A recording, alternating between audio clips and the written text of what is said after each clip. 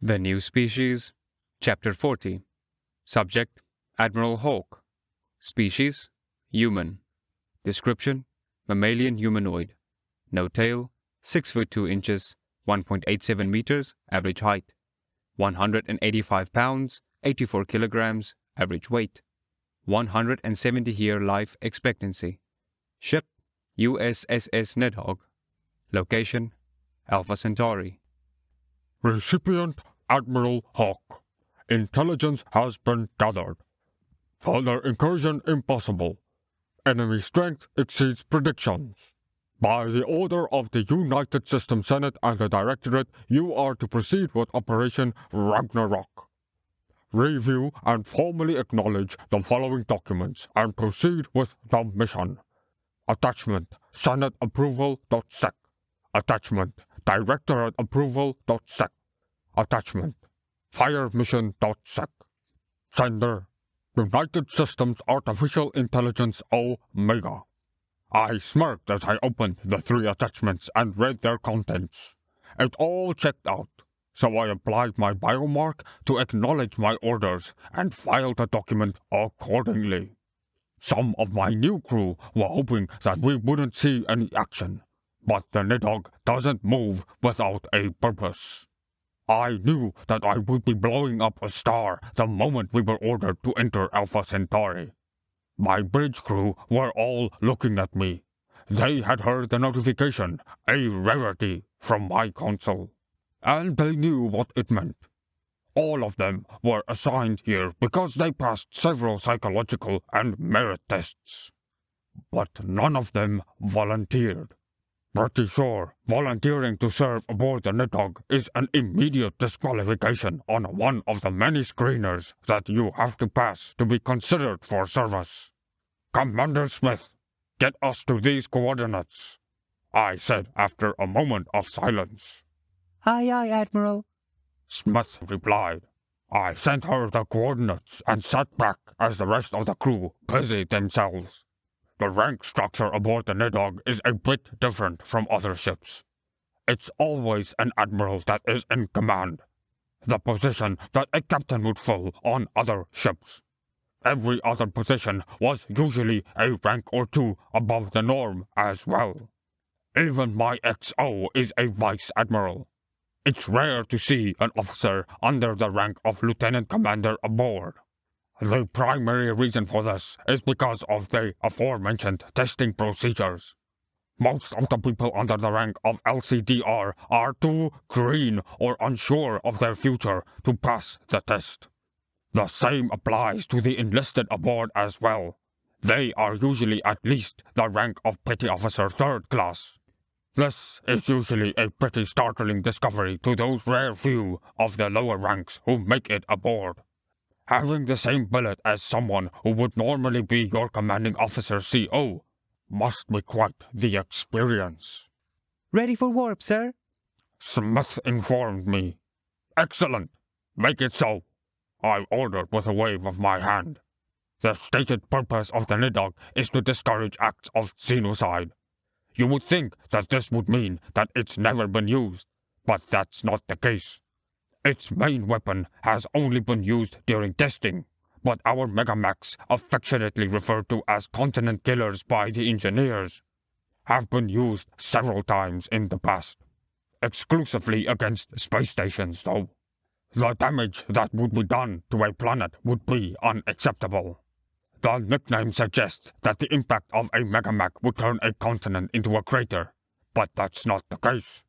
Instead, it kicks up enough dust and debris to cool a large portion of the planet, causing massive ecological damage. It would be an extinction-level event for many species of animal, which could make it difficult for any sentient life to continue to live. The risk of a misfire is also one of the reasons we haven't been called upon to defend Sol. Well, that and the fact that the Nidhogg was meant to attack very large targets, rather than a lot of small targets. Shipyards and stars are our bread and butter, and the poor ship is starving. Sir, are we really going to do this? Blow up a star? Commander Rogers asked. Yes, all of the qualifications are met. Senate approval, Directorate approval, and the enemy is a genocidal machine race. There's no reason not to, I replied. Your hesitancy is understandable. Destroying a star is a big deal, and it's not something that should be taken lightly by any means. But we do have good reason. What about our people in the system, sir? He asked. I'm not about to needlessly kill our own people. We'll wait for them to evacuate. It's not like the sun can run away. So, we'll have time. Not a single person aboard this ship has got to see the Nedog fire its main weapon. We've had drills and dry fire exercises, but that's far from the same thing. Despite the questionable morality of the situation, there was an air of excitement. Of course, there was also nervousness. Exiting warp, sir. Smith said, Excellent. Get us in position. Ready the primary weapon and await further orders. I said. Once we left warp, I connected with the TechNet to assess the situation. I was surprised at what I saw. A casualty count in the thousands was unexpected given our previous engagements with the OU. But I soon figured out the cause of the casualties. What the hell is that? I asked no one in particular. That, Admiral Hawk, is the Mobile Prime Platform. Its designation is Prime 29. It's pretty much a shipboard AI on a ship that's the size of a planet. No one in particular answered. Hello, Omega. I take it that this is the reason for our fire mission. I asked the AI as it appeared in its avatar form. Other admirals had just found out about Omega's ability a few days ago, but I had known for decades. It's likely the reason I got this post to begin with. It keeps me away from the majority of the fleet, including the other admirals. That prevents me from sharing what secrets I've learned. Not that I would. Part of the reason. The AI replied. What's the other part? I asked. Well, there are 4 other planets in the system. The MPP is designated Prime 29. This begets the question, where are primes 1 through 28? My eyes widened a tad. That's as good a reason as any. But the other planets aren't shooting. Are we sure they're AI too? No. I suspect they are in a hibernation mode of sorts. It's the only thing that explains why Prime 29 didn't immediately react to our invasion. I must have woken it up when I tried to access its internal systems. Omega said. The reason that the other planets haven't begun shooting is either because they're not MPPs, or because I was able to mute Prime 29 and it can't call for help. For now. It took a moment to absorb this information before I asked, Are those megamechs that it's firing? Technically. Though they aren't as large and don't fire as fast as ours. Unfortunately, they're still fully capable of punching through a battleship like it was made of tissue paper. Omega said with a hint of anger in his voice. Omega's anger was justified, given the rising casualty count. Our ships were fighting on 2 fronts, and their only advantage was the mobility afforded to them by their FDLDs.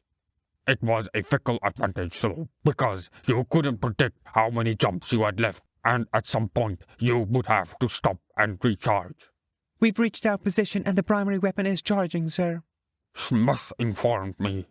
Now we wait for our gun to charge and for our people to get the hell out of the way, I suppose.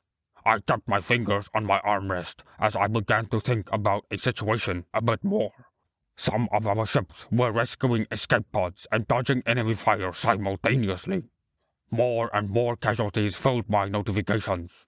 Prime 29 was moving around, picking off ships left and right.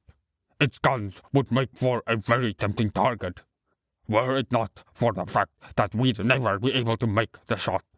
Too easy for it to dodge.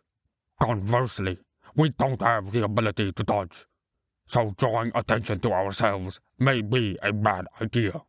We are very well armored and shielded, but we don't know enough about those weapons to be able to determine if our shields would hold up.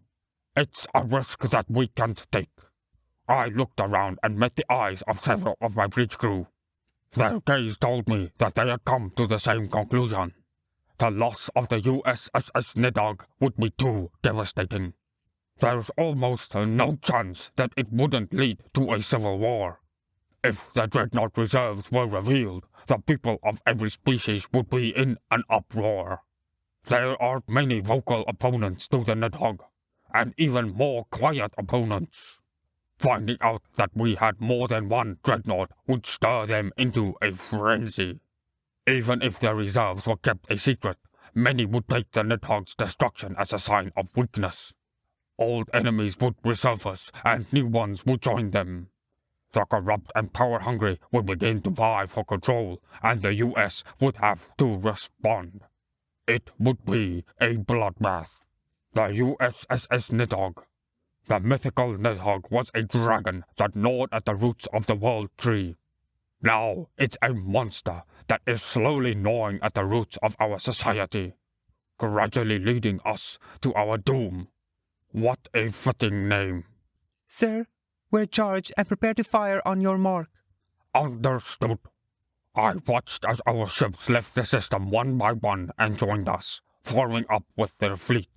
Prime 29 seemed content to chase the ones that stayed instead of turning its attention towards us. Perhaps it's acting on what it determines to be the biggest threat. Or maybe it somehow can't detect the massive energy burst building in our bow.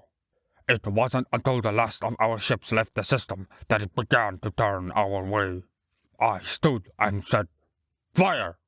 The entire ship rumbled as the primary weapon began its firing sequence. An alert sounded and I noticed that Prime 29 had fired its Megamax at us. A futile effort that was made far too late. Those rounds would never reach us. A blinding white light shone from the bow of the ship as the cannon fired at the unnamed star, making it difficult to see. This was made all the more unnerving by the fact that the Nidhogg doesn't have windows. It was a strange sort of light. You would expect it to be warm or cold or something, but no, just light. Even shielding my eyes didn't work. The light went through everything. A byproduct of the weapon, and completely benign according to our briefing. It didn't hurt my eyes, but it was unsettling to not be able to see anything. The light got brighter and brighter minute after minute until finally the weapon powered down. My sight returned instantly, and I saw that the TAC map was no longer registering the star as a star. The red blips on the TAC map had begun to disappear as well. The blips disappearing faster and faster until finally there was nothing left. They were all gone. No ships, no Prime 29, not even any planets were left. No enemy warp signatures detected either. They hadn't escaped. The impact of this moment finally hit me. The Nidhogg had been used against an enemy force to devastating effect. It's by far not the first time in history a powerfully destructive weapon had been used, but to actually be present for one was awe-inspiring. I was reminded of the inventor of the nuclear bomb, J. Robert Oppenheimer. What was it he said? "Now I am become death, destroyer of worlds." I said Omega.